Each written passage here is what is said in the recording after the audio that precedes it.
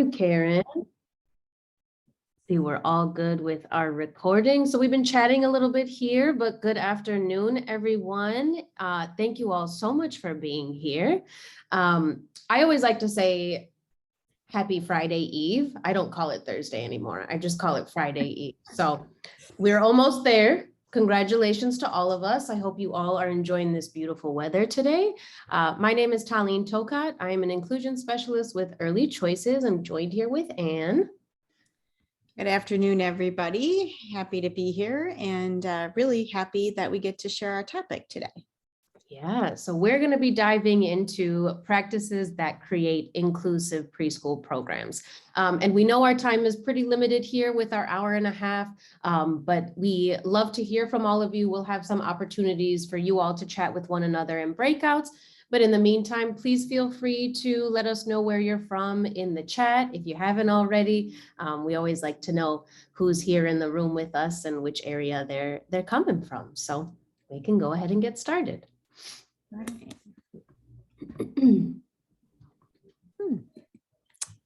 All right. I don't know why my. Uh-oh. That's interesting. Is it not letting you go ahead? It's not letting me go ahead. I'm using arrows, clicking. Let's escape for a sec.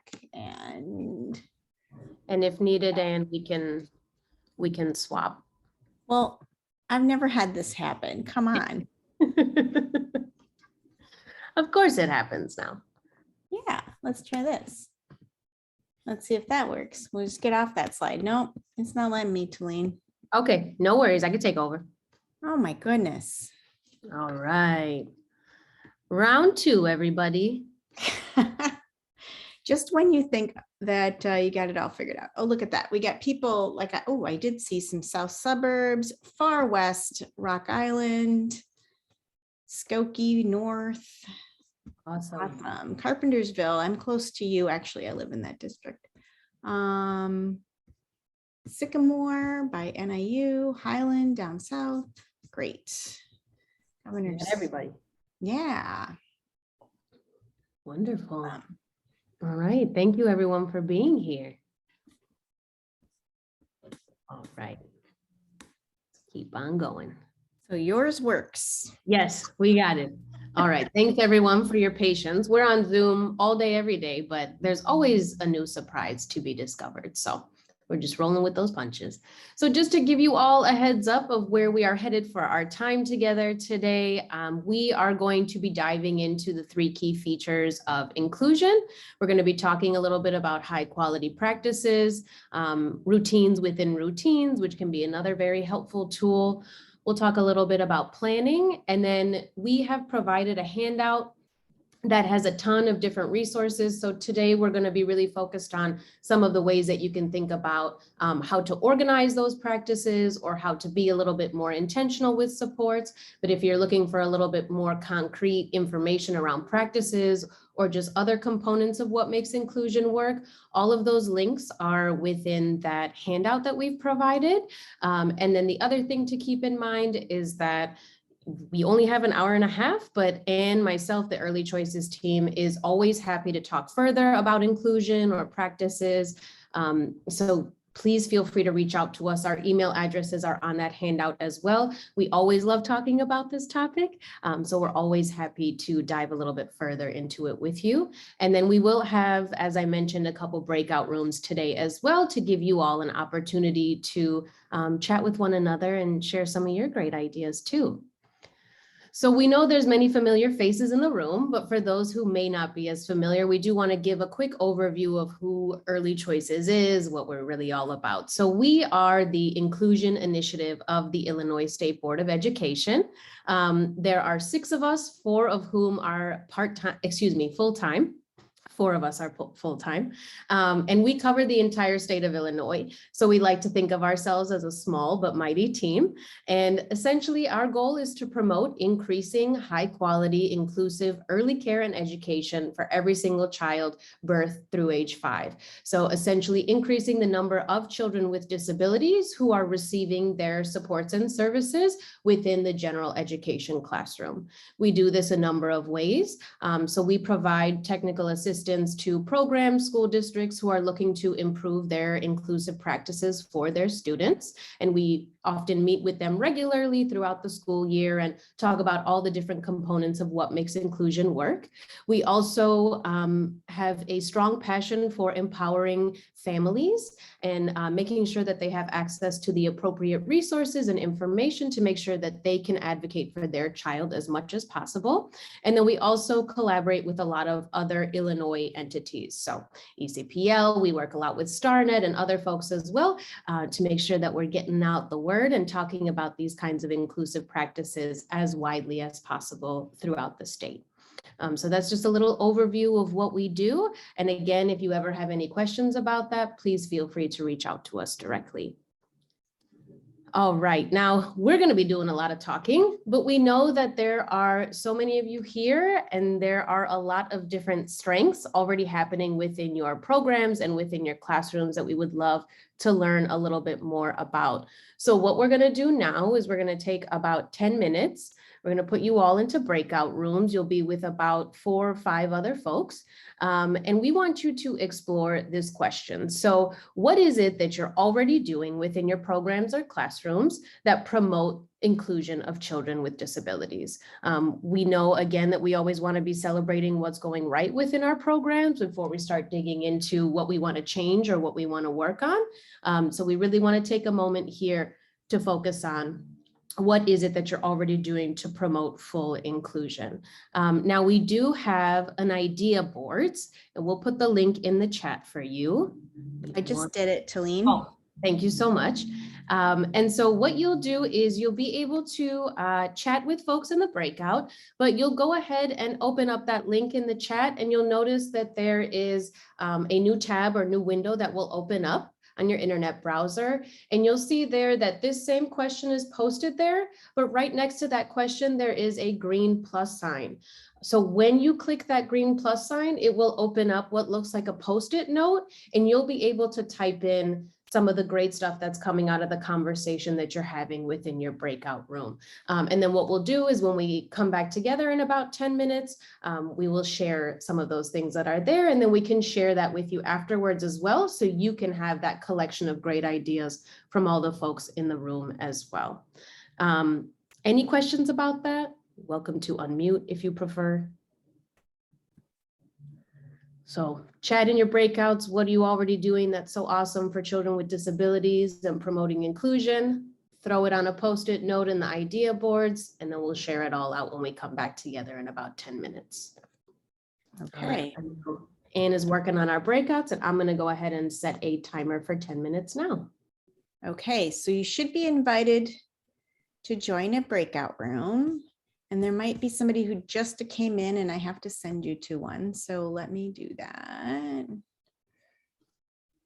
Okay, there's still some stuff coming in. Transition items from home to school and back. Love it.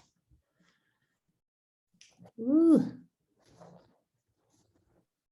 Visuals. I like the singing songs for specific transitions. Right? You got your cleanup song, your lineup song, go to the gross motor, go outside song.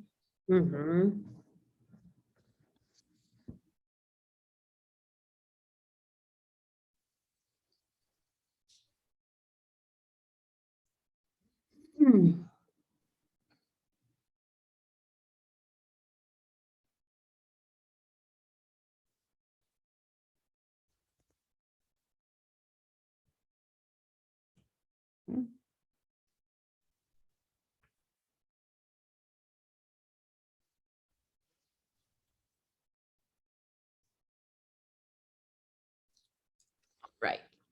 Got 30 seconds left. So I know there's that minute usually too when we close them. Right. So we'll split the difference. Yeah. All right. I'll send them the thing.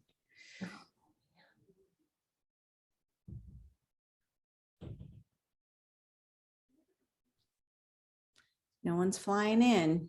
They're still talking. It's always such a good sign. Yep.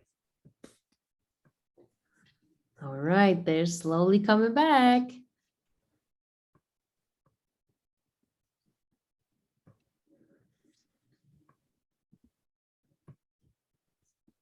Welcome back, Uh-oh. everybody. Gonna give it a little bit more time. Some folks still have 20 seconds in their rooms. Yep. And we know time with other people in the field is precious, so we're not gonna budge them out 10 seconds early. Yeah. But I like that they stayed out there. That means there was good conversation. Sometimes you're like, you get the evaluation and it's like, I had a dud group. And you're like, I'm sorry. Well, and we can tell based on what's going on this idea boards that That's it seems to true. me we had some really good conversations. So it looks like everyone's back. Let's just take a minute to check these out. These are amazing. And a lot of the examples that we'll be sharing about key features around inclusion and ways to be thinking about how to implement high quality indicators really tie in very nicely with some of these. So knowing that so many of you have developed classrooms that are fully inclusive, knowing that you are pushing in for services. So SLPs, occupational therapists, physical therapists, everyone is coming into the room to provide those supports, which we know can be really beneficial when we are providing those supports in the most natural way possible with peer interactions or what's already interesting to them in the classroom makes it so much more meaningful and so much better for the child to have that experience. See a lot of love for visuals and visual timers, which is perfect. I see one on adaptations to the environment, and Anne knows anytime someone uses the word adaptations, I'm automatically a million times happier. I love talking about adaptations. But this is great because one of the things that we always say is that adaptations to the environment can essentially be like an additional teacher in the classroom. Oftentimes when we're talking about inclusion and making it work, our temptation is to say we need more bodies in the room and that's that.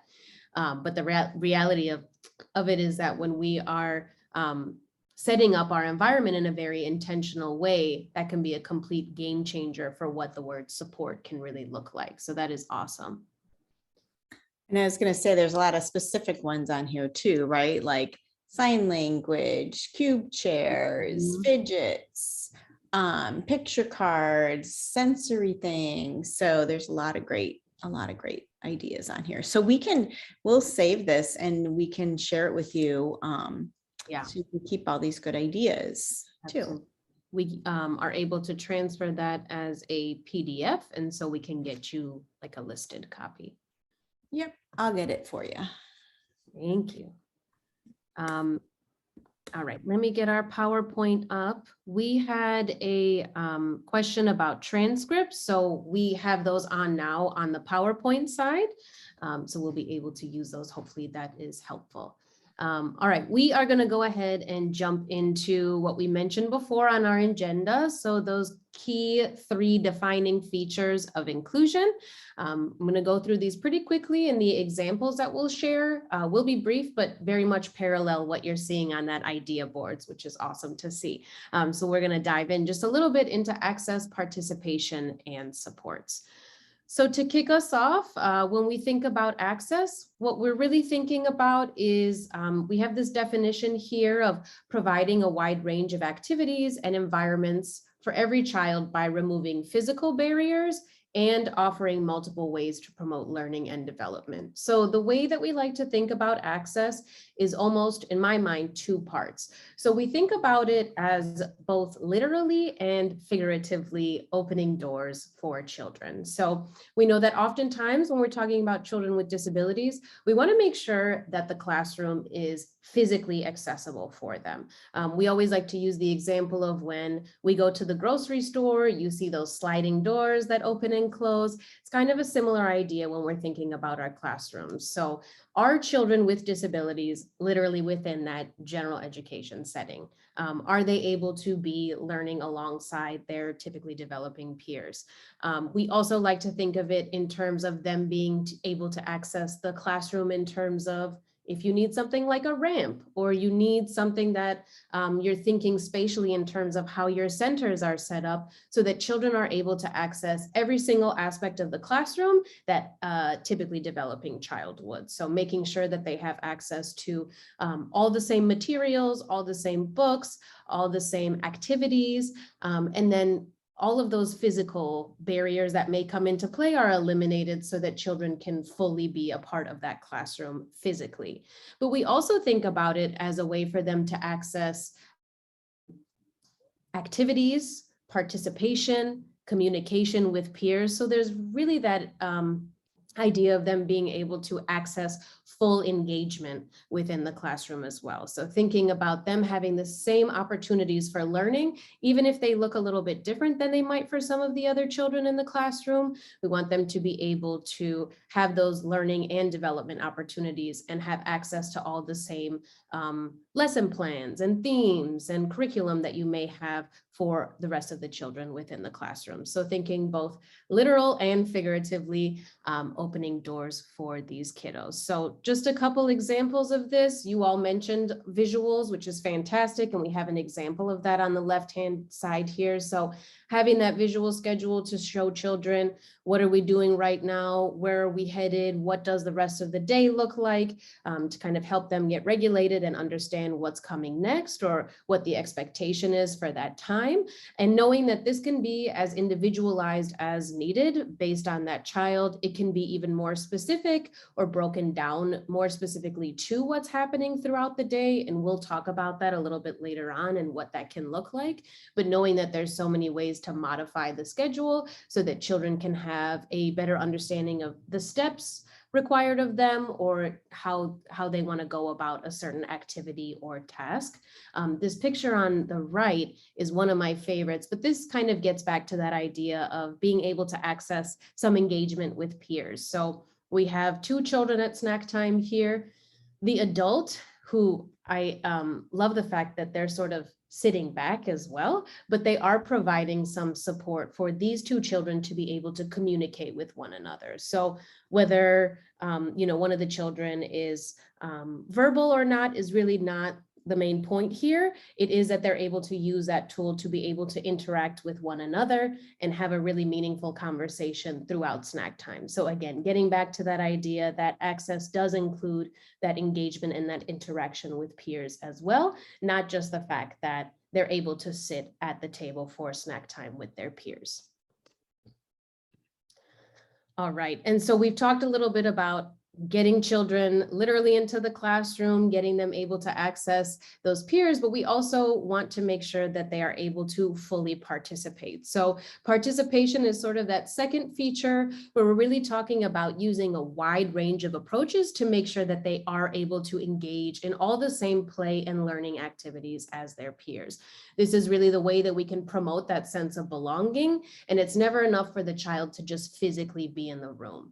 One of the things that we like to think about to provide an example is, if a child is at circle time or story time, but requiring some sensory fidgets or something that will help them stay regulated and stay within that group, you'll want to make sure that the fidgets are related to the story that or the song that you're singing within time, to make sure that it's still meaningful and the child is still able to fully participate within that. So this has a lot more to do with those activities and play opportunities that children have within the classroom to make sure that they are able to participate as well. And again, this kind of goes back to that idea that we said before and we saw on the idea boards, but one of the ways that we can think about ensuring participation is setting up the classroom in ways that can help promote independence for all children. So thinking about some of those visuals, thinking about the ways that we can set up centers and knowing that it's clear what we expect at that center or for that specific activity can really help children gain a stronger understanding of how to participate fully. So some examples here, what we see here is that this teacher has very intentionally put these two children next to one another in order for there to be that peer engagement happening. There's also an opportunity here that we could maybe guess or say might be happening in terms of having the opportunity to practice turn taking as well. So maybe the child with the glasses is practicing a specific letter, and then the child with the red hair is able to do it, and they can go back and forth a little bit, while also knowing that peers are such a huge motivator for children and can really help them reach some of those goals and have a higher sense of motivation when they're able to see their peers doing it as well. So knowing that that child is not working just on their own in a separate space, but able to do so next to their peers, even if they are receiving a little bit of support from the adults in the room at the same time. And then this picture on the right is one where a child in a wheelchair is able to participate fully in some block play because they are using the tray on his wheelchair, so that instead of them working on the floor and him just observing, they're actually able to all build, the three of them together, because they're utilizing the tray that he has. All right. And then again, this is just sort of the idea that when we're talking about the ways that we can put some of these supports in place, this can really happen anywhere. One of the things that we always like to say is that the adults need to be ready for inclusion, but the children do not. They show up, we try to put those supports in place, and sometimes we need to go back to the drawing board and think a little bit more about what those supports might look like. We might have a little bit of trial and error, but ultimately figuring out what really works the best for them and how can we support them in being able to participate as fully as possible with their peers. And that can really happen anywhere, across any activity, across any time of day within the classroom. Now, the final key feature that we want to talk about is supports. And I like to think of this as a little bit more big picture, because it's about what's happening in the classroom, but it has a lot more to do with how staff are supported, how the program is supported, and how everyone is sort of working together to make inclusion work. So we really think about this with things like professional development opportunities, having meeting times for teaching teams to be able to discuss some of the goals or ideas that they have for children within the classroom, knowing that there needs to be that communication and collaboration, sometimes with administrators as well, to make sure everyone's sort of on the same page about the plan. And then one of the biggest pieces of this as well is this is a great opportunity for us to be thinking about how we are engaging and communicating with family members as well. We know that they are the first experts on their child, and oftentimes may have some really good ideas or suggestions on how to further support their children, even if the environment looks very different between home and classroom. I saw on the idea board, someone had mentioned having like a transitional item for home to school and vice versa. So those kinds of ideas can sometimes really work well when we're in communication with families about their ideas or what they're using that's really working for them at home as well. So these pictures are a little bit harder to tell exactly what's going on right off the bat, but this one on the left, we see folks here engaged in some professional learning opportunities, so they're able to have conversations outside of the classroom about what they're doing and what their practices look like. And again, kind of getting to that idea of celebrating what's going really well and thinking about areas that we may want to focus on for the future and further supporting children. And then this one on the right, this is actually an administrator who has come in to cover in the classroom in order for the teaching team, the related service providers, to have an opportunity to have some conversations around what they're doing for kiddos, how it's going, how are they monitoring progress. And we know that time is gold in our field and can be hard to achieve sometimes, but is really important when we're thinking about being very intentional with the supports that we're providing children within the classroom. Again, we just have some examples here. A lot of these were mentioned in the idea boards as well. So using something like an adaptive chair or a cube chair, having visual supports for children to be able to communicate, but also to understand the different steps that may be necessary for a routine, but also sometimes for play as well. We see here they're in the kitchen area. We have a lot of visuals we like to use around how do you even play restaurant, or what are the steps to making a meal for my friend, or whatever it might be, and how much these very small things can have huge impact on the way children are able to engage within the classroom. These are just some additional examples, and this sort of gets back to the idea of being able to support children, but also promote independence. So we don't see any adults here in this picture, but we do see that this communication board is available should the child want to use it while they are playing with their peer. Oh. All right, so I'm going to hand it over to Anne. All right, so we tried to build in a lot of little examples because we know that a lot of folks implement different pieces in different ways, right? So that's kind of our theory, and we're going to talk about some big impact items in a little bit, but also, so much of what we talk about kind of comes back to what you're already doing in terms of providing a high quality program. And so, I mean, again, going back to the idea boards, that we work hard as early childhood providers to develop those great relationships with our children so that they feel it's a safe place and we have a fun day where we play together and so forth. So, some of these pieces, examining kind of our own practices and making sure that we're implementing to the best of our ability. And of course, all of our inclusive practices are predicated on developmentally appropriate practices.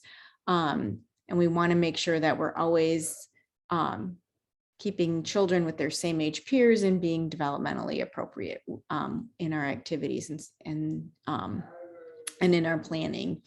And then we're building our leadership and supporting each other, which Talene just talked about in supports, but also including families in some of those supports. And we can obviously, whenever we're working with young children, we're working with families, right? They're interconnected. And so making sure that we're keeping families in the loop, and all of the good things we do for family engagement are also reaching the families who have children with disabilities. So we kind of already have a lot of great foundation to build on. And this next slide is kind of the way we think about inclusive practices. So there's those high quality practices I just mentioned, developmentally appropriate practices using a high quality curriculum. We have a tool we call What Makes Inclusion Work, and those practices, which are really embedded into today around collaboration and teaming and vision and attitude and professional learning, all those pieces kind of build a high quality program. But then we have these pieces that are the general inclusion supports. That's what we like to kind of think. And I saw some of these on the idea boards. And the key here is to make sure that we're using these consistently throughout our classrooms. And so things like, just having that out, I think somebody put it in there as an LRE attitude or an LRE approach to thinking about things. And then, classroom-wide visuals for kiddos with and without disabilities, peer supports. I saw buddies, making sure these are universal and happening in all our classrooms. And then we're going to talk about this one a little bit further, the routines within routines, where we're looking at ways to build our classroom to allow the children to be as independent as possible. So as Talene was talking earlier around, always looking for children to be able to do things on their own, that's exactly what the routines within routines will help us do. And then finally, sometimes we have to go back to the IEP and look for specific issues or needs and goals that we want to work around, and then target those supplemental aids and services specifically around those individual needs for those kiddos. So this is kind of the way we think about inclusive practices all along. And we come back to this framework often. And so we know also that we really need to be sure that we're looking at our mindset before we jump into the methods. And what we know is that if you think you can, you can. If you think you can't, you can't. So we have a lot of programs that we work with, and helping set that growth mindset is probably the biggest kicker in terms of outcomes on the other side of implementation. So we always include this in probably almost everything we do, but also helping folks just do some reflection on your own and think about, do I have a growth mindset, or do I sometimes get stuck? And we all get stuck. That's okay. It's just recognizing it and then looking at ways we can move beyond to look at growing instead of getting stuck.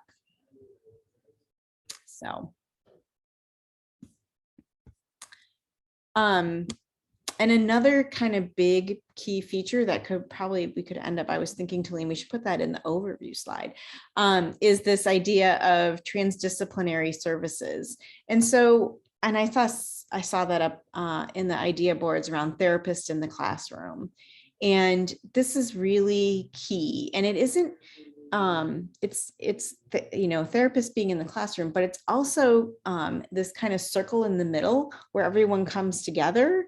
The specialists, the classroom teachers, and the family to kind of talk about what strategies might be helpful, what goals are, and so forth, so that we can work together to bring those practices back into the classroom and deliver those supports to the children in the routine of their day. And so that is something we're going to dig deeper into, is some strategies around embedding those goals into the routine of the day, and then also how you as classroom teachers can also help us make those connections with folks who might not be at the meeting, right? Because somebody just put in their vision teacher, hearing specialist, exactly, right? And also, what about your paraeducators, your aides in your classrooms? Those are key people delivering supports and services in classrooms, right? They're there all the time. They know the kiddos. And sometimes we can't get everybody at the table. So we also need to think about methods for communicating that if we can't all be at the table as much as we'd like. Certainly we can do it once in a while, but right, we want to have it kind of consistent throughout. So thank you, Mara, for adding that. So we have an article that we'll share. I think there's a link in your links document all around that transdisciplinary services, because we know that can be a big step for some folks if that hasn't been the way, especially for those specialists who haven't perhaps had that practice as part of their practice. So here we go again with that. Why are we doing all this, right? Because we know that we can embed instruction throughout the day for our children with disabilities, and we can do that in those high quality inclusive programs. And we know that all children do better when they're included, all of them, and children do best when they're included all day, every day, right? So we're always looking for being part of the classroom, that membership and belonging, and not trying to stay away from the visit side of things. We want children to be part of the classroom. So, and then we also, Talene said this earlier too, is that we know that we don't have some like bar that the children need to meet to be included. Everybody can be included. We are the ones who need to be ready to support them when they come to us. So, so the children don't need to be ready. We need to be ready. And so keeping that kind of as a touchstone or part of our, the way we think about things in that growth mindset. And then, like I said, all children do better. Social, emotional, academically, everybody does better when children are included together. So So we have some resources, and we're gonna come back to these, but I just wanted to kind of lay the groundwork that DEC is the Division for Early Childhood, part of the Council for Exceptional Children, and they have these recommended practices, and there are these topic areas, these 8 topic areas, and they lead directly into all of these support inclusive practices. And so today we use, I think, some from instruction and some from interaction in our kind of some of our examples. But if you haven't checked out the DEC recommended practices, we really think you're going to find them helpful. And so we have given you some links on where you can find them. I think that's on the next slide. And so we've got 2 spots, right? DEC wrote these, and they have some great tools right on their website. But then also the ECTA, which is the Early Childhood Technical Assistance Center, it's a national technical assistance center, put together these great practice guides for practitioners and for families. So these are great tools too, if you're wanting to communicate with families about some things that they could be doing at home, or why you're doing some of the things you're doing in your program. And then there's these performance checklists, which are just nice little checklists. You know, I don't know, sometimes I like something I can check off like that, but also they can be great discussion starters for your team if you're looking at, well, we kind of do this, but we kind of need to make it in every classroom or all day long. So the performance checklists can really help with that. So we're going to show you some of those. And there was actually a couple, or one of a practice guide and a performance checklist in your handouts. So, but those checklists and so forth really help to make kind of these practices come to life. And they are very clear, right? They're observable, they're not disability specific, and they support inclusion, and they tie right into that developmentally appropriate practice. So like I said, we've got all these links on your handout. So hopefully you'll be able to check those out, and we'll show you how we use them as we kind of dig a little deeper here. Oh, so there's the links. I put in way too many slides for just doing a quick overview, didn't I? So I was gonna say, did you want to open these up now, or I know we have them? Nah, no, we'll show them later when we get to it, because we want to get to the meat of it. It's 4:45 already. Yeah, you can tell we kind of like this topic. Mara said she didn't get the handouts, and Karen said they were in the email and I think somewhere else, but I can't remember what the answer was. I believe she said she was going to put them in the chat again. Okay. So those should be coming to you. Okay. So Mara, if you look at the top of the chat, or we can also copy and paste that. Yep. So we're going to kind of, again, using that tool, the DEC recommended practices is a great resource for us. But then, as I said, we have what makes inclusion work. And this is kind of the Illinois tool, right? And today we're really focused on some evidence-based practices that will support you in your classrooms. So I'm just going to let us dig right into it, since we only have 45 minutes left. That sounds good. And the one thing that I'll just say quickly about this visual here, going back to that growth mindset slide that Anne shared with us, you will notice that we have all the components of what makes inclusion work here, but very intentionally, vision and attitude is in the middle of all of them.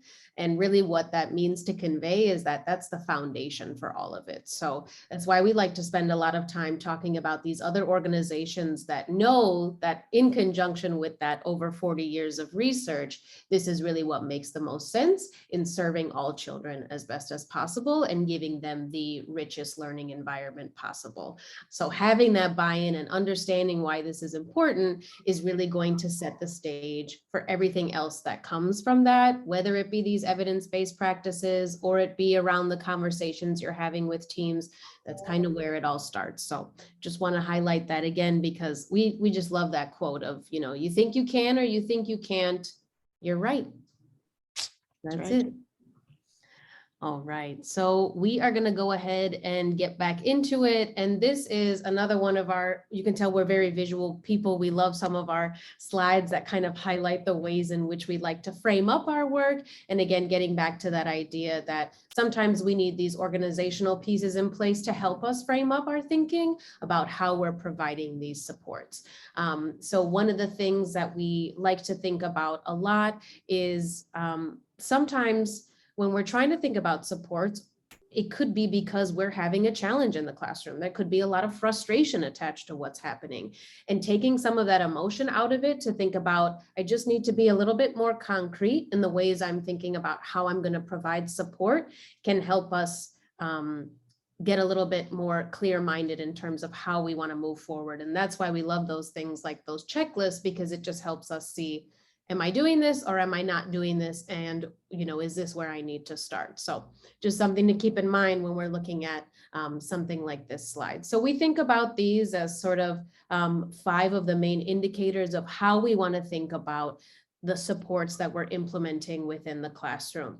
And this is really a great way to be thinking about which area of this maybe I need to be focusing on, or what is it that's really standing out to me right now. So we kind of think about this as almost like a journey, right? We always talk about how inclusion is a journey, and so is the way in which we implement some of these practices. So the first thing we want to think about is occurrence. Are we actually even providing that support? Is that even there, right? And then if it is there, frequency, how often are we providing that support or that adaptation, or how often are we intervening as needed? Context really speaks to, are we doing this across different times of day, different activities, different routines, transitions, whenever it might be needed? Are we doing this across several different contexts throughout the time of day? And then if we are doing that, again, are we doing this consistently? So are we providing that support as often as we possibly can across different contexts, and doing so consistently? We know when we want to see meaningful behavioral changes, we need to be implementing some of these practices consistently in order to understand whether or not that's really the best support for the child, or we need to go back and think about some different ways of supporting them instead. And then, of course, individualization. So much like we talked about how you're going to want to embed some supports that could be related to the child's IFSP or IEP goals, sort of the same idea here. And then knowing that every child is different regardless of whether or not they have a disability, right? So knowing that individualization is going to be required no matter what, but the goals that you have for children can really help you in thinking about how much you may need to individualize. So again, are you doing it? Are you implementing that support? Are you doing so regularly? Are you doing it across different settings and activities throughout the day? Is it consistent, and is it individualized for that specific child? We are going to focus a little bit more on these last 3 for today, because the idea of actually implementing that and doing so frequently is sort of, a little bit more of a little more obvious in terms of we're all here to try to think about how to implement further supports. So again, thinking about context is really the idea of considering what supports and what interventions are available, and how can we use them across all contexts of classroom and daily routines. So it really is kind of what we talked about, but knowing that sometimes when we're thinking about a specific support, we may be thinking about it in a way that really has to do with story time or circle time, maybe snack. But oftentimes, if we take a little bit of time to reflect, or we have the opportunity to discuss with related service providers and our teaching team, our administrators, everybody together, we may realize that there's a lot of ways that we can actually be hitting that support or intervention way more often across the span of the day. So it's kind of one of those things, again, where we know so much of this is already happening within your programs, and maybe there's just some additional opportunities or avenues to continue providing that intervention more frequently. So this is just an example. Anytime we can just see a cute child throughout our content, we take advantage. So basically the idea here, I believe this is in the gym, right, Anne? you might have taken this picture, right? So essentially we have these little handprints on the wall, and it's prompting the child to push. And so if you have some kiddos who are requiring just a little bit more sensory input throughout the day, maybe it's not even gross motor time, but they're just walking by, but they get a little extra something, that can really make a huge difference in how they're able to continue transitioning to the next activity, or just feeling a little bit more regulated in their body as they continue to go through. And I'll be honest, I would guess that every child wanted to use this once they saw that it was available, and probably benefited them in some way to get a little bit of energy out. So again, this is something we always like to say, small changes for big impact. This is something that you would, print these out, cut them out, tape them up, and it can really make a huge difference in the way the child is able to participate meaningfully, and feel like they've got a little extra movement for the day as well. So just something to think about when we think about how we can expand across different contexts.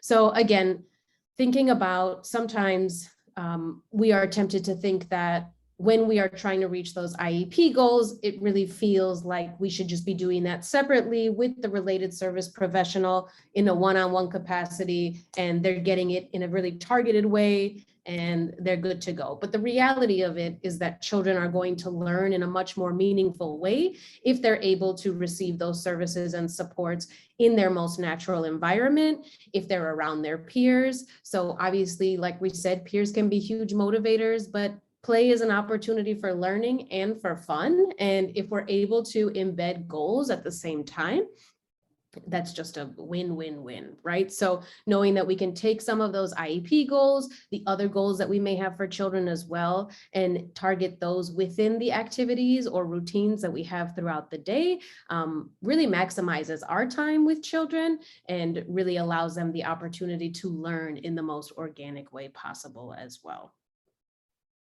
So this is one of our favorite tools that we wanted to share with you all. And we're going to look at this tool in 3 different ways. So, maybe blink a couple times when I transition the slide, because it might kind of look like it's very much the same, but it really isn't. We love these activity matrices. Some of you may already be using this, but again, it kind of gets back to the idea of maybe there's a way that we can be just a little bit more intentional with the ways that we're providing supports for kiddos. So you'll see here at the top, what we have is all the different parts of the day, of the school day, listed out at the top. So we see our arrival, our group time, our story time. If you were interested, you can really make this your own in any way. We have some templates for you of these matrices within that handout. So we'll make sure you all have access to that if you don't have it already. But essentially, you may want to even add in different transitions as well. But knowing that you can look at the entire day, and then on the left-hand side, that column has these specific goals for this child, Melanie. So essentially, what may happen is that you're looking at, okay, the goal that I have right now for Melanie is to sit during group activity for at least 5 minutes, right? And, this really gets back to the idea of having some very appropriate expectations. If Melanie is a child that is not sitting at all yet, 5 minutes is a great place to start. We don't want to go, the full 20 or 30 minutes or whatever it might be, because it's very likely that that goal will not be reached the first time we try to implement some support around this. So you realize that here are so many of the opportunities throughout the day that we can embed this goal or try to target this goal throughout. Now, one of the things that we also notice is that as you continue to look at these goals, the rest of the goals that may be available for Melanie, you may realize that there's actually a lot of places that we could be practicing a 2 to 3 finger grasp to manipulate objects. So you could do it at arrival if you have a specific prompt, like a question of the day, and children are using laminated picture cards to answer that question. She could be practicing that to put in her answer. You could do it at story time if you're passing around the book, or maybe she has her own additional visuals for that story that she might be looking at and is using that. Certainly during snack, if you've got some foods out, centers with other materials, departure with, trying to work on independently using her zipper to zip up her coat. All of these things you might realize we could literally be doing this all the time across every context very consistently throughout the day. And it becomes clear that that can really be the case for many of these goals, right? So it's not always going to be 100% of the time, but it is certainly a possibility that it's going to be a lot more often than we realize. And the other thing is that you may realize, oh my God, I've actually been targeting these goals way more often than I thought I was. And that's an opportunity to pat yourself on the back as well. So this is one of the ways that you can think about using the matrices, is just trying to identify all the places that you could be targeting those individualized goals for each child. All right, we've got another example of a matrices here. Again, we're just following Melanie for our time together today. But you'll see here that the way that this is used is we've kind of got some notes from the teacher on what they're going to do in order to target that goal during that time. So we'll see here that they've added in, you know, I want to use that time timer, and then give Melanie a brief break when we're thinking about trying to sit for 5 minutes during group time, right? So sort of trying to determine what is it that we're actually going to do, what is it going to look like when we're trying to embed that goal during this specific time. So we see here that we're thinking, okay, well, maybe we're going to have Melanie circle the letter or the object on the whiteboard during story time. So kind of going back to those 3 key features, we know that now Melanie has access to story time. She's able to participate fully. And on top of it, we are targeting one of her very specific goals in terms of 2 to 3 finger grasps to manipulate objects. So that's another way you can use it, right? You can put in your specific goals.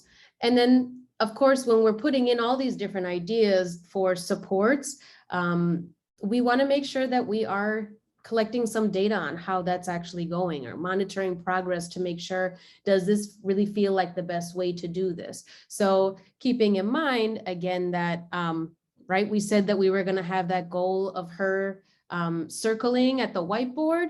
Okay, so turns out we're going to use that adapted marker there. Maybe there's a little Velcro on there to make it a little bit larger, but ultimately she's able to use that. And then we brought in a peer as well who helped her circle that object. So you'll notice here too, for some of these, it's a little bit easier to just put plus or minus signs to just kind of tally up, especially if you're just, you know, very busy throughout the entire day and don't have a ton of time. You can be just making quick marks to say, yep, you know, it worked, or no, this is going to be one we might have to revisit during our next, you know, team meeting or whatever it might be.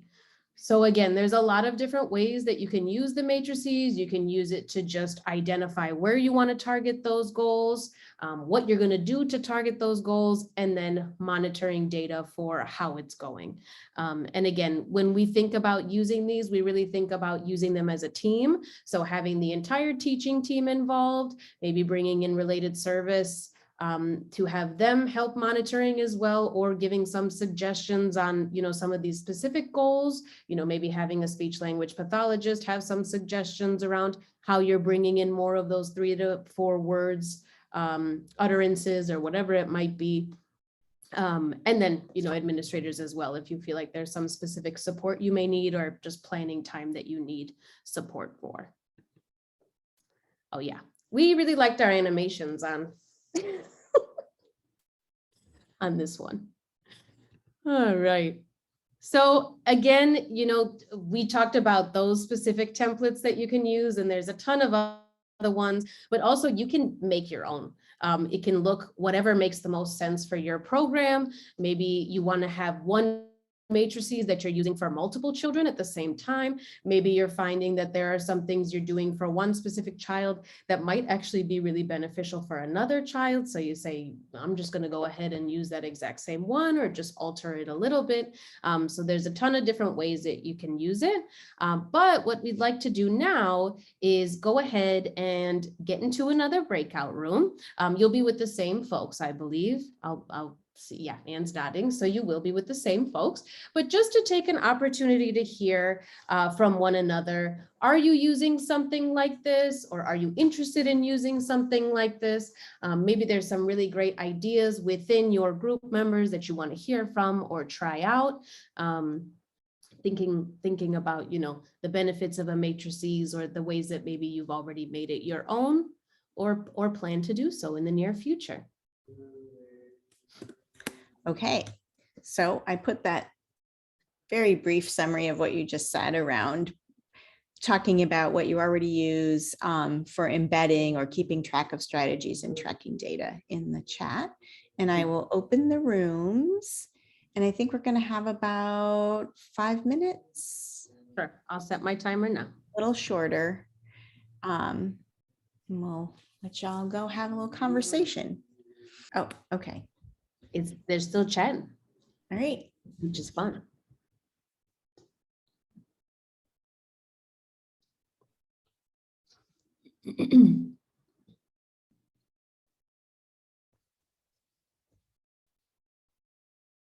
Here they are. We're getting there. Yeah, there they are. It's always a good thing. Yeah, welcome back. I wonder if Zoom didn't like draw you back in if you just stay out there. So she's talking. Yeah. That's great, Allie.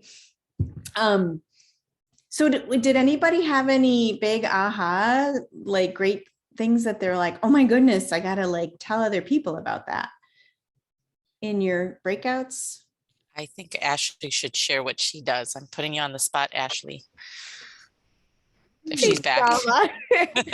So just something that I created. So I put in a Google Doc. That's where I create a lot of my things. I find it easier to work with.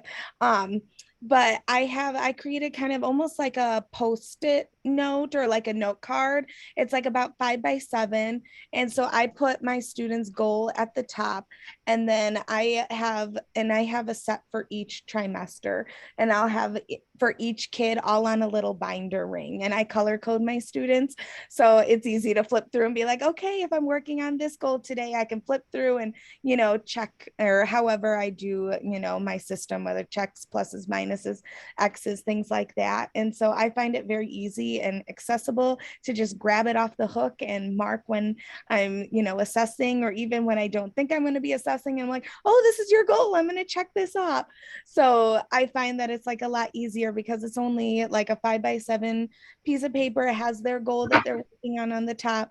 And then that way I can look and be like, oh, in January, I've only assessed them this many times. I need to get more before the end of the month, so it keeps me on top of those things as well. That's awesome. I think we might have to come take pictures of that, Ashley. I can share it with you if you want. I just created boxes in Google. So we would love to. We would love to. And when you said color coded, I have a feeling we would have a great conversation about Office Depot supplies. So. Oh yes, I love color coding and organization. Most teachers do. So that's awesome. Thanks for sharing that. Thank you. I love it. Anyone else have anything they want to share? I'll share from group 5, because a lot of everyone came up with some great things and thoughts about it. One that was very important is what a nice visual also to have for the paraprofessionals, because they have a sense of sometimes they feel lost about what to do. The other piece that came up was it's being intentional about it. It offers intentionality. And then Lisa and our group brought up this too, and we all talked about it, how to think about working smarter, not harder, because the teachers are like, please don't give me one more thing. So how do we figure out, and Lisa brought up in the lesson plan with the individualization, I could see, visualize in my head that her head was spinning with how could I connect that to be smarter, not harder? Yeah. Exactly. I don't know if that's what you meant, Lisa. That's That's exactly what I awesome. was saying. How we could maybe figure out how we could do a matrix within their lesson plans, so that they're not or they don't feel like they're redoing something else. Right. Well, Something else. Thanks, Lisa. That's exactly what we're thinking. And you can see even here, like we're moving from that, the context into that consistency piece, right? And that's exactly why we use the exact same matrix 3 times to do 3 different jobs, right? Like you can do so many things because we don't want to add, right? We're not here to add to people's workload, but like, how do we connect it? And so there are some examples from the Illinois Early Learning project that around making those connections between the Illinois Early Learning and Development Standards and lesson planning. But then also there's a whole, and we didn't put it in our resources, but we can find the link from the from ELN. There's a whole lesson planning for early childhood on the early learning. It's not Early Learning Network. Somebody help me. It's ELN, but I can't think of what the E is. But it's through the Illinois Principals Association, and they have an online learning network. So we'll find that link. But yeah, I think I'm going to dive right into the consistency here, and just so we can get to our other big idea around routines within routines. So this sounds again like something very like, oh, okay, I do that. But this is one of those that if you can dig in and look at the consistency, are we doing it throughout the day across those contexts and individualizing for our kiddos? So for example, oh, ed leaders. Thanks, Barb. Why couldn't I come up with that? So this is routines to the 3rd power, right? So we have a routine, we have a schedule of events. Hopefully you've got it posted and we're using it and referring to it through the day, even though we as grown-ups have it memorized. We're helping the children by going through that routine every day. But then if you think about it, within each piece of your day, there's another routine, right? So in this example, we have opening circle. So what happens in opening circle? Well, we sing a greeting song and we read a book, and we have a choice time around what song we're going to sing next. And maybe we do social skills, and then we choose our centers and we move on. So that's kind of the routine of the circle time. But then each of these pieces, we have even more of a routine, right?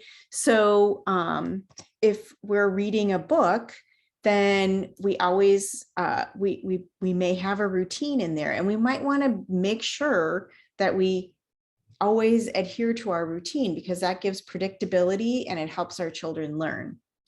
So with book reading, we may go through a routine of, first we show the cover, we talk about the author and the illustrator, we introduce our vocabulary, we read the book, and then we have some follow-up. So just digging into your classroom routines and thinking, are we doing all these things and we're doing them consistently? So, and here's another example around your daily, choosing centers, right? So centers happen, but how do we get into those centers? And then, we even take that further. How do we choose a center? Well, there's usually a routine, and we actually have a little video, and we used it the last time, but I think we don't have very many repeaters today. So we're still going to show it, but it's a great example of a routine within a routine, and how the teacher supports the kiddos in that choosing your center time. And you let me know if there's any sound issues. Okay. We're gonna start choice that far, honey. It's down now. You could write your name on the waiting list. That's a great strategy. We are gonna get started for choice time. At the beginning of choice time, the children have to choose the centers that they're going to. And in order to make the transition work, we start a routine right from the beginning of the year. Each child in the room has their own name with a piece of Velcro on the back of it. And they use those names to sign up for their centers. So we need to find out whose turn it is to call our names. And today it is going to be Carla. At the start of choice time each day, one child is the caller. And you get to sit in my chair. I will give you this, right? Big, strong voice. Once your name is called, you get to go get your name with your Velcro off a board and sign up for a center in the classroom. We have signs in each of our centers for choice time. And on those signs, there's a picture of the center. There's a number that says how many children can play in that center. And there's also the same number of pieces of Velcro. So if 4 children can play, there's the picture, the number 4, and 4 pieces of Velcro. 3 and 4-year-olds, they do not like to wait. It's hard for them to wait. Kennedy, do you want to play here as well? All right, so let's go get a timer. We have a timer. If a center is full, they might come to me and say, Mrs. Barron, can you set the timer for me? Having that visual of the red helps them see as the time gets less and less. They know they're closer to going to that center, and it helps them build that self-regulation. They're less likely to burst into tears because they know their turn is coming. Where would you be that you can play it? Another support we use, we call a waiting list. I typically use waiting lists when something is new and exciting. So for instance, when our hair salon and barber shop is brand new in the dramatic play area, there's definitely going to be a wait list there. You're going to write your name down too, Parker. That sounds like a good plan. And then we'll set the timer. If they get to the center, they see all those pieces of Velcro are full, they can add their name to the wait list. Parker and Emma and Farhan, their space is here and you're next on our wait list. Come on over. And that way they know they have a turn coming. And when they know that's coming, it's easier for them to say, okay, I'll go play in another center because I know I'm going to get a turn. All right, let's find another place to play until there's a spot. By having these systems in place, it helps the children be able to wait. It's all self-regulation.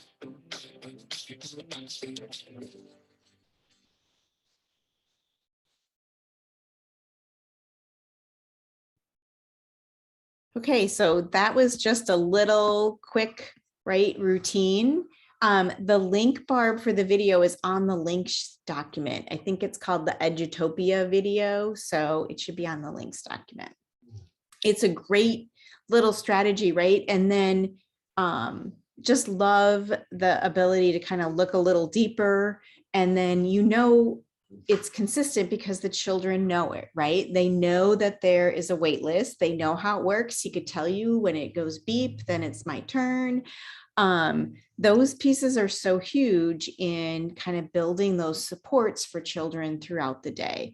And of course, they really support our children who have trouble with those things like waiting or understanding why can't I play with what I want to play with. So yeah, we love that video. I'm glad you guys liked it too. That's awesome. We want to watch it again, Talene. I know, we love it so much, but I'm really sorry. I'm gonna have to stop share and start because the screen is too large. It won't let me go ahead. Okay. Well, we are winding down with like just 8 minutes left. So I'm going to jump right on to the individualization, which is that last piece. And of course, I think we're really pretty good at this in general as teachers, and especially if we've been including kiddos, this is kind of where we jump to right away is, right, what kind of individualized supports do children need? And so here we just have this picture of, these are the get ready to go. I don't know if they're get ready to go or get ready to go home, but get your folder, get your backpack, put your coat on, and three different examples there for what we need to do. So anytime we can, when we need to individualize, that we go ahead and do that. And we have a new resource for you It's called 100+ Ways to Adapt in Early Childhood. And so that link is in on the links page.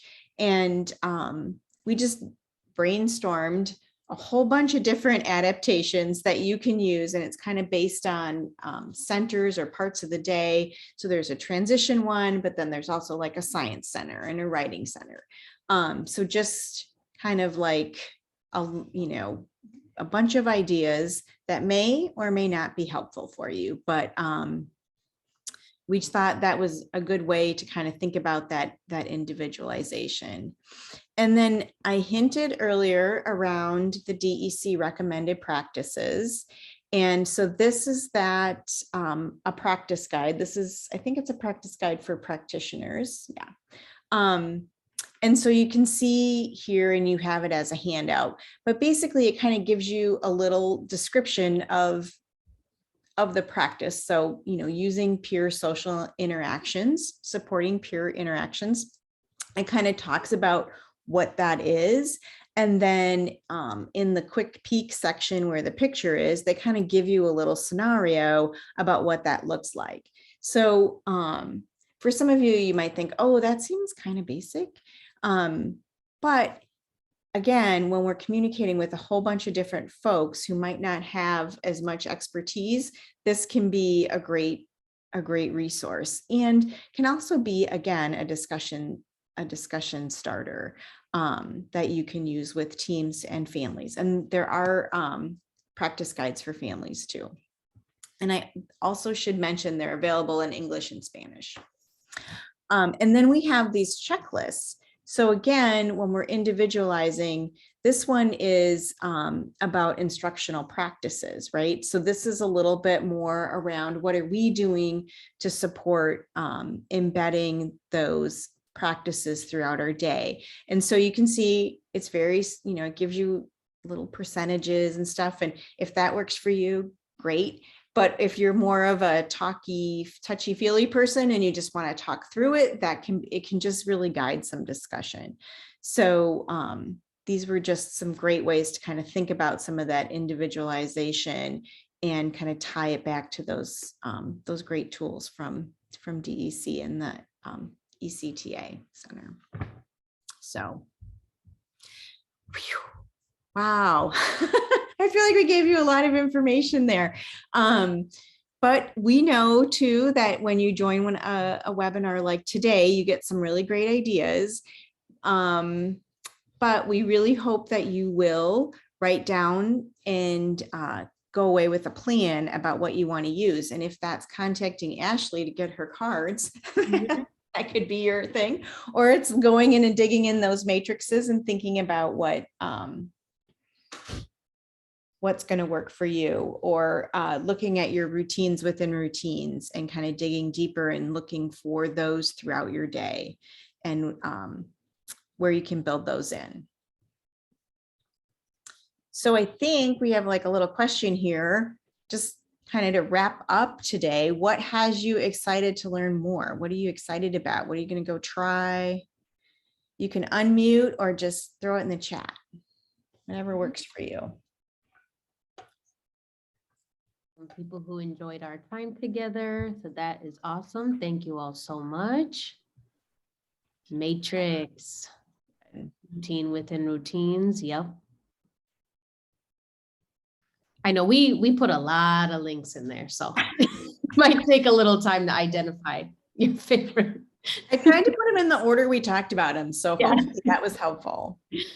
Got some more love for the matrix, sharing with staff. Yeah.